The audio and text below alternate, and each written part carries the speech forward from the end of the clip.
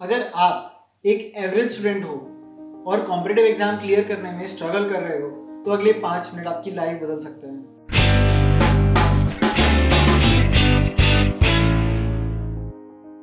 Hello दोस्तों, welcome back to our channel stimulus academy. तो आज हम बात करने वाले हैं प्रीवियस ईयर क्वेश्चन पेपर्स को एनालाइज करने के बारे में। So friends, whenever we are appearing for any exam, the most important step is to analyse previous year question papers.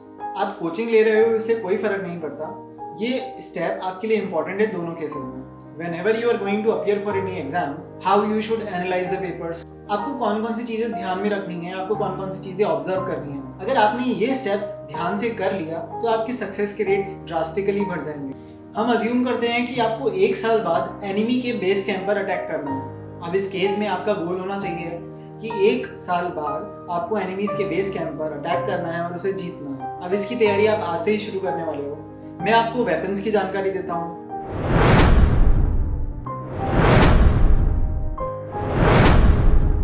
Resources के बारे में बताता हूँ,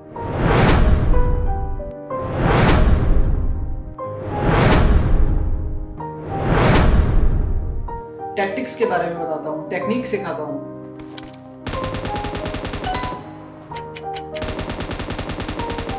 बट मैंने आपको उनके बेस कैंप का कोई भी ओवरव्यू नहीं दिया है, ना ही कोई उनके मैप दिया है, और ना ही ये बताया है कि आपको वहाँ पर कौन से चैलेंजेस, किस टाइप के चैलेंजेस फेस करने पड़ सकते हैं।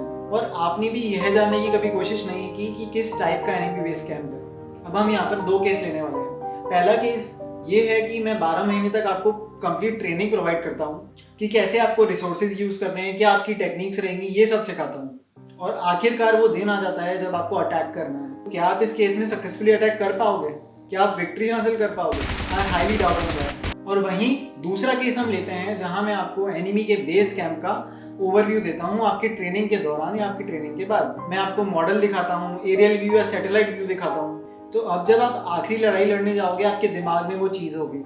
आपको ट्रेनिंग के दौरान आइडिया रहेगा कि जो ये चीज़ आप सीख रहे हो वो किस तरह से आपको इम्प्लीमेंट करनी है। और आपके दिमाग में भी वही रहेगा कि जो मॉडल आपने देखा था उसी के अनुसार आपकी ट्रेनिंग हो, उसी के अकॉर्डिंग आपकी ट्रेनिंग हो। आप फाइनली रियलाइज करोगे कि आपकी पूरी ट्रेनिंग एक मॉडल के अकॉर्डिंग थी, और ऐसे ही आप एक फाइनल टारगेट अचीव कर पाओगे। Now you can clearly compare which option is the better one. Obviously the second one. इसीलिए मैं कह रहा हूँ कि फाइनल टारगेट का एक ओवरव्यू लेना बहुत ज़रूरी है। ये आपके सक्सेस के चांसेस बहुत बढ़ा देता है। और ओवरव्यू लेने का मतलब यही है कि आपको प्रीवियस ईयर क्वेश्चन पेपर्स अच्छे से एनालाइज करने हैं और उसके अकॉर्डिंग ही आपको अपनी प्रिपरेशन शुरू करनी है। Now we are going to talk about the right strategy to analyse previous year question paper. आप ये टारगेट रखो कि आपको पिछले 10 साल के क्वेश्चन पेपर्स एनालाइज करने हैं। अब पहले स्टेप में आपको 4 चीज़ें ध्यान में रखनी है: pattern, depth of knowledge asked, time and accuracy. सबसे पहला काम जो आपको करना है वो ये देखना है कि पैटर्न को आपको ऑब्जर्व करना है बड़े ध्यान से। हर एग्जाम अपने आप में यूनिक होता है। हर एग्जाम आपकी स्ट्रेंथ को अलग अलग तरह से चेक करता है। कुछ एग्जाम्स एक्यूरेसी पर ज़्यादा फोकस करते हैं, कुछ एग्जाम्स स्पीड पर ज़्यादा फोकस करते हैं, या कुछ एग्जाम्स आपकी डीप नॉलेज को ज़्यादा देखते हैं। और आपका एग्जाम कौन सा है उसके अकॉर्डिंग ही आपको एनालाइज करना है। अब दूसरी चीज़ जो आपको देखनी है वो ये देखनी है कि जो क्वेश्चंस प्रीवियस ईयर पेपर्स में आए हैं वो कितना डीप नॉलेज से आए हैं। तीसरी चीज़ आपको यह देखनी है कि आपको हर एक क्वेश्चन करने के लिए कितना टाइम मिलेगा और उसके अकॉर्डिंग आपको कितनी स्पीड मेंटेन करनी है। चौथी चीज़ आपको एक्यूरेसी के बारे में देखनी है कि कितनी नेगेटिव मार्किंग्स हैं। बट चाहे नेगेटिव मार्किंग्स हो या ना हो, आपको एक्यूरेसी तो इंक्रीज करनी ही है। फर्स्ट स्टेप कंप्लीट होने पे आपको यह मालूम पड़ेगा कि जो एग्जाम आप देने जा रहे हो वो किस लेवल का एग्जाम है। मान लो आपका एग्जाम इस लेवल का है तो आपकी प्रिपरेशन इस लेवल की होनी चाहिए, सो दैट जो आपका रिजल्ट होगा वो एक सॉफ्ट लैंडिंग के साथ में होगा। अब ये नहीं होना चाहिए कि आप बोलो कि मैं तो उसी लेवल का प्रिपेयर करूंगा जिस लेवल का एग्जाम है।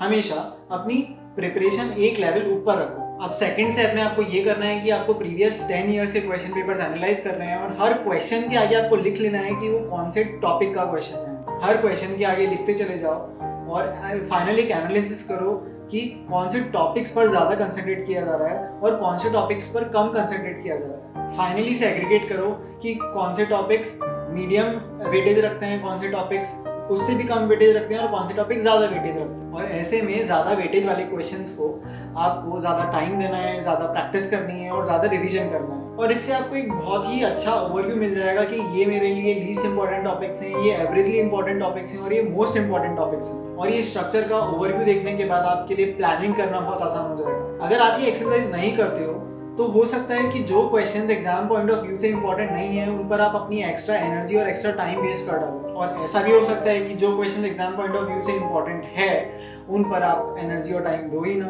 उनको आप इंपॉर्टेंस ही ना दो। और ये कोई स्मार्ट स्टडी नहीं होगी अगर आप ये एक्सरसाइज नहीं करते हो तो। और अगर स्मार्ट स्टडी करनी है तो आपको ये छोटी सी एक्सरसाइज फॉलो करनी ही होगी।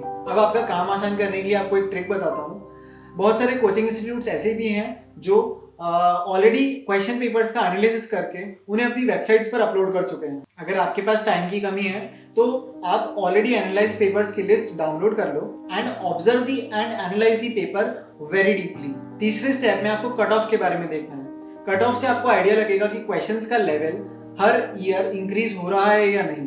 ऑनलाइन आपको कट ऑफ की एक लिस्ट मिल जाएगी कि प्रीवियस 10 इयर्स के पेपर्स में क्या कट ऑफ रही है। अगर क्वेश्चंस का लेवल ड्रास्टिकली चेंज हो रहा है तो आपको अपनी प्रिपरेशन उसके अकॉर्डिंग एडजस्ट करनी पड़ेगी, क्योंकि कुछ एग्जाम्स ऐसे होते हैं जिनका पैटर्न फिक्स नहीं होता और उन पेपर्स में आपको आइडिया भी नहीं होता कि इस साल क्या पैटर्न आएगा। But hopefully common exams like NEET, JEE mains, JEE advance, banking, UPSC, इनमें मोर और लेस जो एग्जाम पैटर्न है वो फिक्स ही रहता है। तो फ्रेंड्स, बस मेरा ये कहना है कि आपको मेंटली भी प्रिपेयर रहना है कुछ अनएक्सपेक्टेड चीज़ें देखने के लिए। आई कैन गारंटी कि अगर आप ये सारे स्टेप्स अच्छे से फॉलो करते हो तो आपके सक्सेस के रेट्स ड्रास्टिकली इंक्रीज हो जाएंगे, क्योंकि आप जब अपनी फाइनल लड़ाई करोगे तब आपको मालूम रहेगा कि आपने जो प्रिपरेशन की थी वो एक फाइनल टारगेट को ध्यान में रख के की थी। आपने मॉडल देखा था, आपने एरियल व्यू देखा था, आपने सैटेलाइट व्यू देखा था। And friends, there is no alternative to hard work. और फ्रेंड्स, अपनी प्रिपरेशन पूरी लगन, मेहनत और सच्चाई के साथ करो।